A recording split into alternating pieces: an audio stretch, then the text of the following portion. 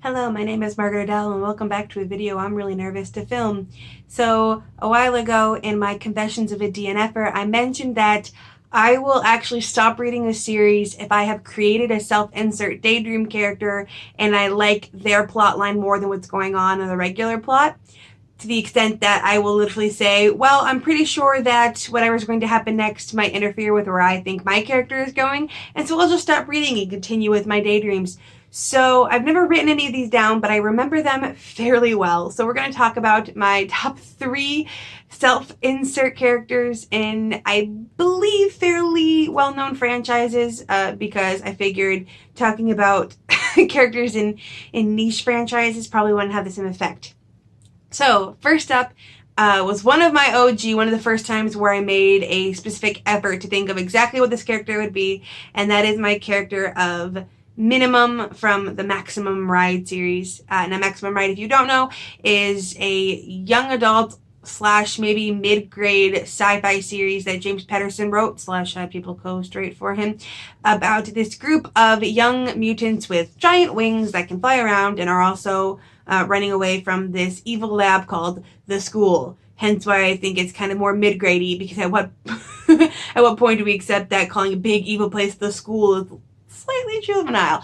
But regardless, this was a series that I loved when I was younger. I never finished it, although it wasn't necessarily because of the self-insert daydreams. I just didn't necessarily like where it was going, and my sister did finish it, and she told me what the ending was, and I thought, that's kind of stupid. Really glad I didn't spend all that time.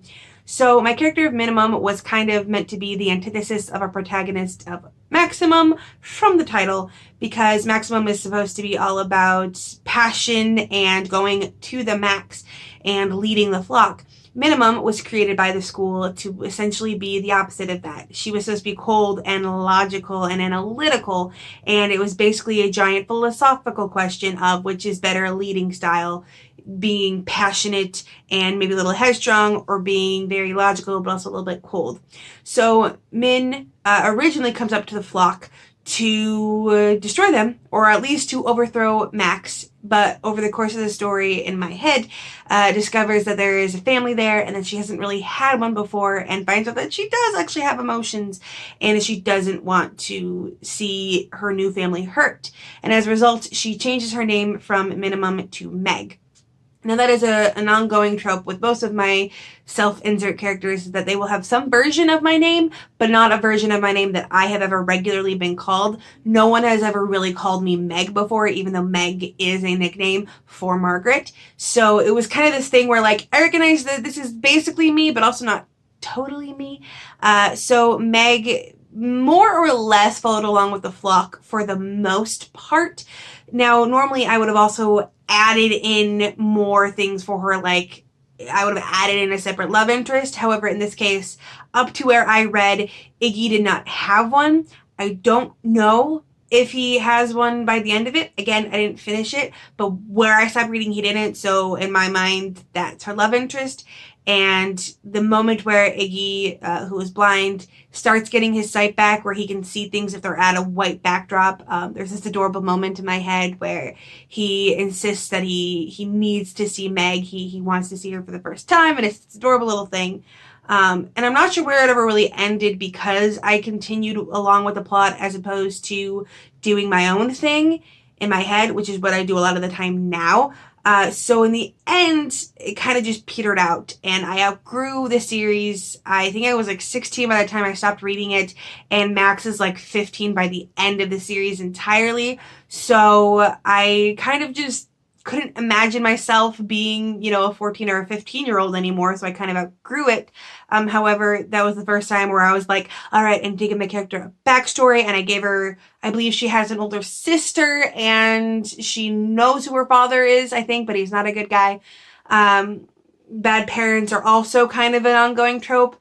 However, because most of my self-insert daydreams are of YA books, those don't tend to facilitate healthy relationships with parents that are alive.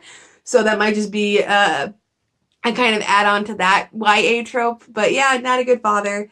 Decent older sister that she ends up living with at some points, I believe. So that was my first, and it led to so much more. Up next, if we are going in order from least hyped to most hype, we have to talk about a booktube love back in the day that kind of people started seeing the problems with, and that is The Mortal Instruments by Cassandra Clare. I read the original trilogy back years ago, and then I think I read like one of the new trilogy. But again, I had decided that the story in my head was better, and I didn't want them ruining it. So I played the character in my head of Megara Larksong. She is the daughter of a very, very wealthy family, very powerful family in Shadowhunter worlds. And she is basically the black sheep. She is sent to live in the New York Institute after a thing that is very trigger warning-y, so I'm not going to go in depth to it, and I don't know why I gave her such an angsty, dramatic, horrible backstory. I don't know what inspired that, but that's basically my headcanon for her now. There, she discovers that she is immune to lycanthropy because she gets bitten by a werewolf that her father may or may not have sent after her to keep her quiet about some things that happened. And she ends up working with the Praetor Lupus, basically catching rogue werewolves because she can't be turned, and so she's the best option for it. And in that work, she meets Nick, who is our love interest, who she saves from death, but not from lycanthropy. She gets to him in time to keep the werewolf from killing him, but he gets bitten and turns anyway. And he has his own pack with this lovely couple and their daughter, I believe Isaac, Anna, and did I name the daughter Ellis or something like that? And she basically ends up learning a lot about like pop culture and the world around her from this pack of wolves. She was close friends with Izzy, and I don't remember, wow, I'm blanking, the thing where they're like ultra special like fighting partners. I can't remember the name for it, but they were that with each other. She had a crush / dated Alec, depending on my mood for that daydream, before he finally admitted to himself that he was gay. The big thing with her was the drama with her parents. She knew from a very young age that she was not the biological child of both of her parents, and she discovers that her mother, her biological mother, is actually Anna, the leader of the pack, who was literally thrown to the wolves by her father, Mordecai Larksong. And she realizes that she does have some biological family that's worthwhile, even if the rest of it really isn't. But she almost has like two different found families in both the New York Institute and this werewolf pack, because I kind of, in my mind, they're always like separate. She really deals with a lot of angst in the family arena. However, she also has some singing abilities, mostly because when I would daydream, I would listen to music. And so I would have the character that I was singing or sometimes dancing to whatever song was playing in my headphones. So I ended up with a lot of characters that were either like great singers or dancers because of what I was listening to.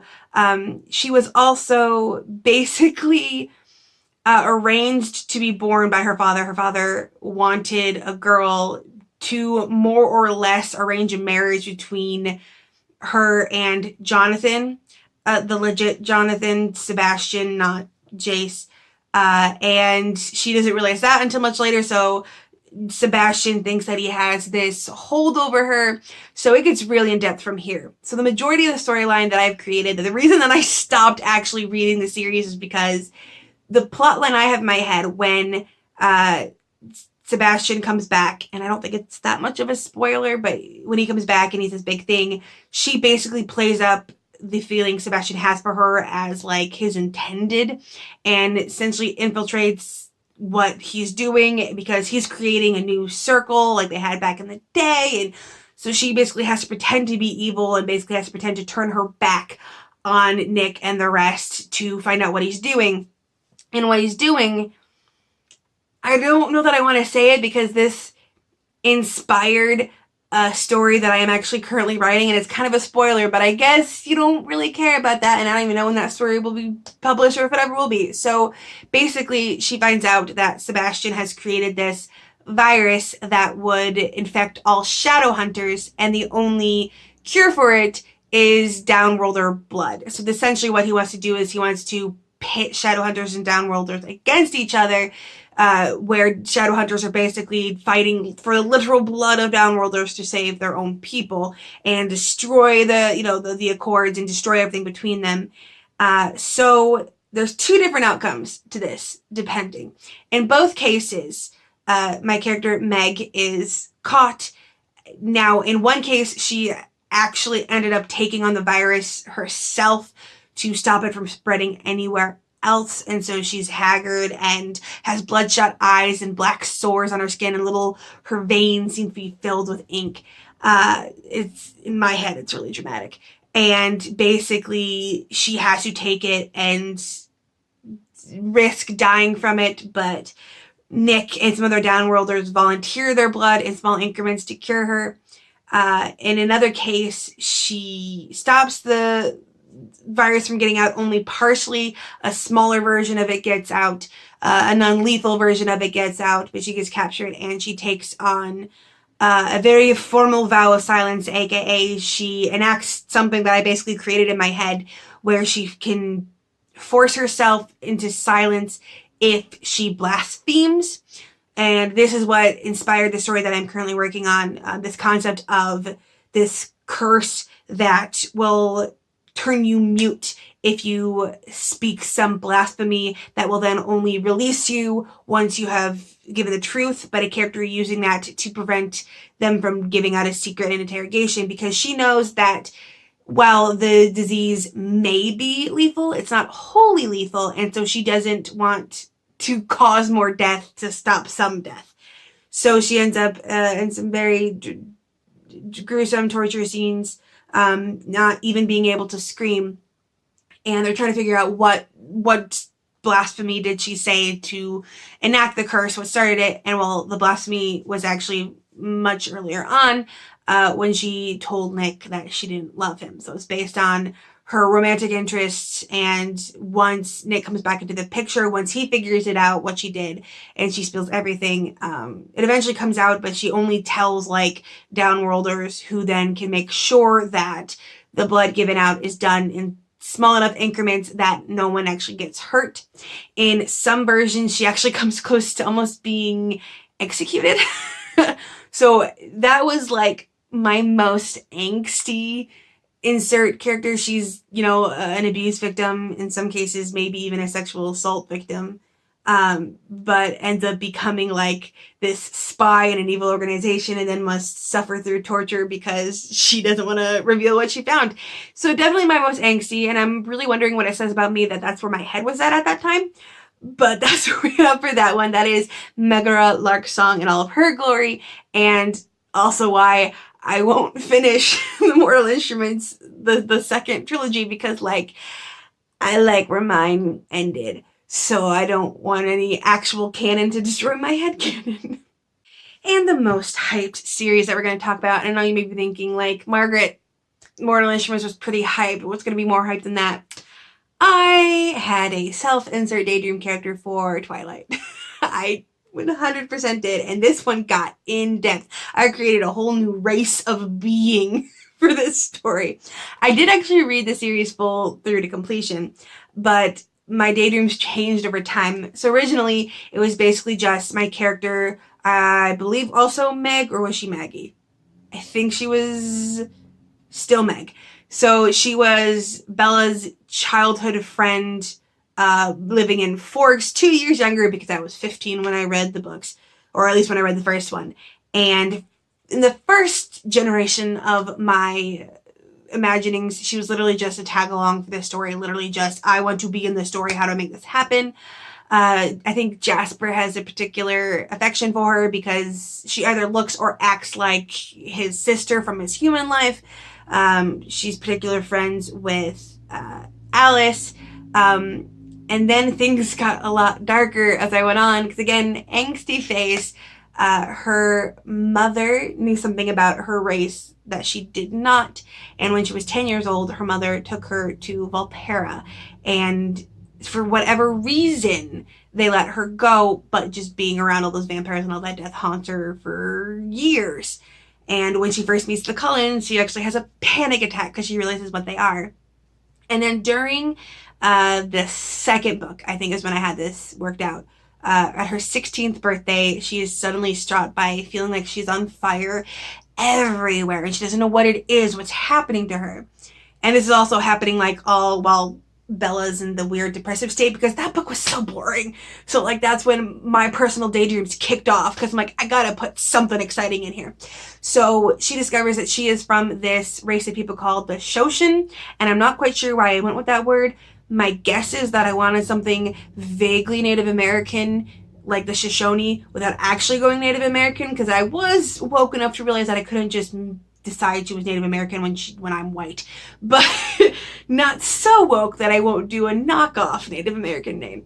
So she is of this race of what are essentially vampire hunters. They had a ancestor way back in the day that was bitten by a vampire, but for whatever reason did not turn, and as a result they have a strange marking wherever they were bitten, and for Meg it is around her left wrist. And it is basically, it almost looks like fire around the left wrist. So Shannon answers them. She is in line for a throne, but like very far removed. Like has fancy titles and stuff, but like will probably never actually sit on that throne, especially because Shoshin live a very long period of time. And she has to come to grips with who she is. And again, she's very good at singing to the extent that that is her basically superpower. On top of that, all Shoshin basically can cover themselves in ethereal flames that can kill vampires, and any weapon they hold will also be covered in these flames. So essentially it makes whatever weapon a Shoshin is holding something that can kill a vampire. Not really guns as much. I think I'm more stuck to like bows and arrows and like knives and swords and stuff. But I always thought the Twilight vampires were way too OP, like nothing can touch them. And so my thought was always, why are they still underground? Why haven't they just like torn off?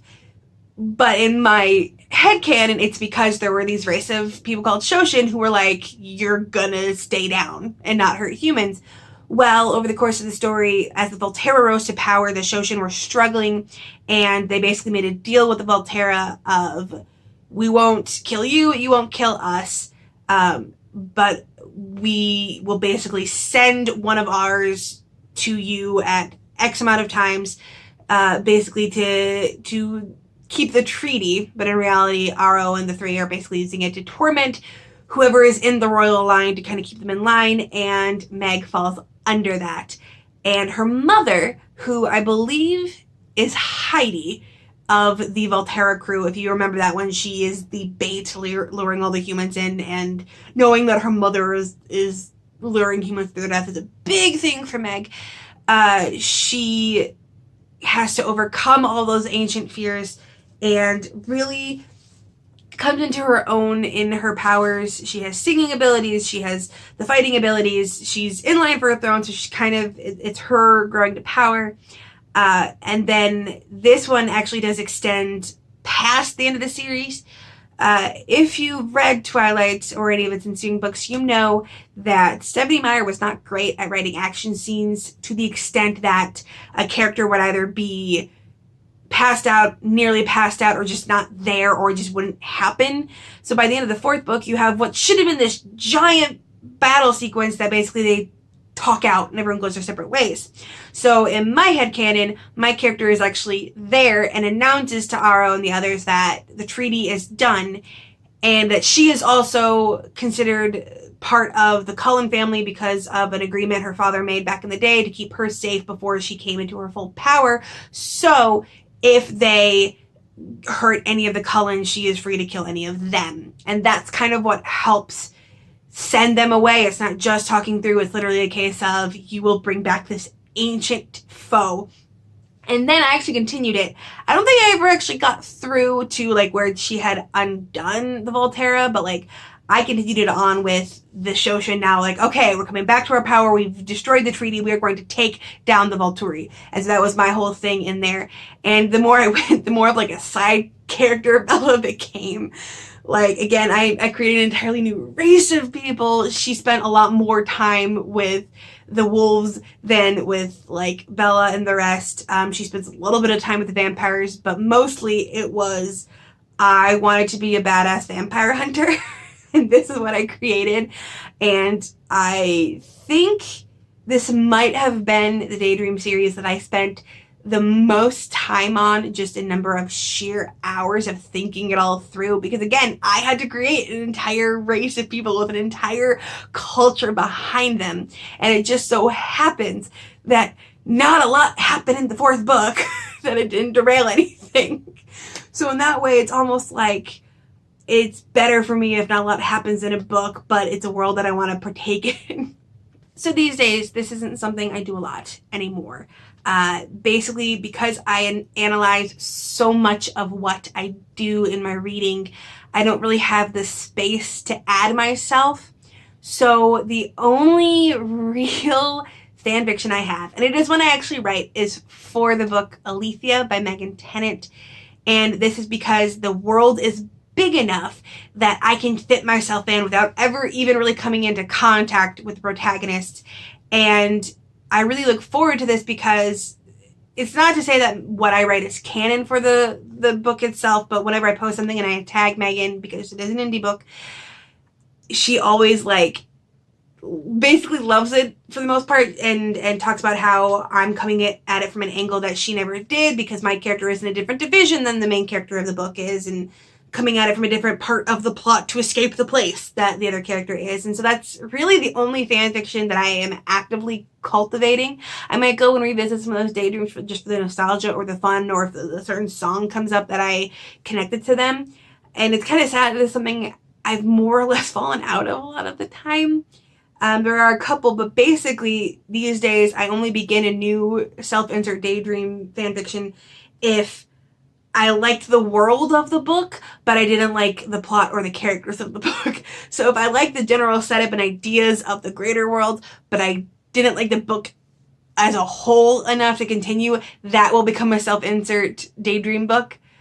So at this point, if I have a Self-Insert Daydream of a book, it probably means the book itself wasn't actually that good outside of the setting.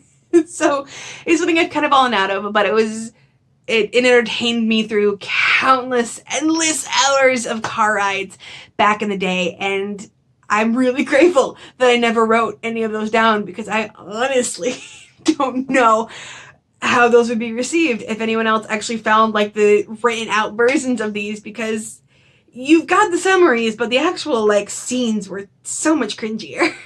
So thank you so much for coming this far. I know this is a really long video, but this is something a lot of people had expressed interest in, and I couldn't just talk about one. So if you have ever done anything like this, either written out actual fan fiction where you inserted yourself or just thought about it, please let me know. I'm really interested to see who else did this. But with nothing else to say, I hope you have a wonderful day and a marvelous tomorrow.